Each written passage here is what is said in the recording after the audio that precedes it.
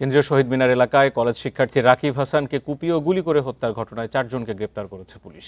সকালে এই তথ্য জানায় ডিএমপির রমনা বিভাগের উপপুলিশ কমিশনার মাসুদ আলম।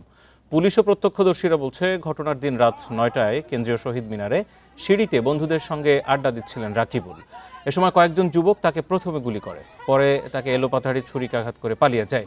এ সময় উপস্থিত লোকজন হামলাকারীদের একজনকে চাপাতি সহ ধরে শাহবাগ থানায় সোপর্দ করে। পুলিশ জানায়, প্রেম ঘটিত দ্বন্দ্বের কারণে পরিকল্পিতভাবে এই হত্যাকাণ্ড ঘটেছে। হামলায় 7 থেকে 8 জন অংশ নিয়েছিল। একটি নির্দিষ্ট এলাকা থেকে হামলাকারীদের ভাড়া করে ঢাকায় আনা হয়েছিল। রাকিবুলের বাড়ি ভোলা সদর উপজেলায়। তার বাবা তরিকুল ইসলাম খোকন, তিনি ঢাকা বিশ্ববিদ্যালয়ের কুয়েত মৈত্রী হলের কর্মচারী।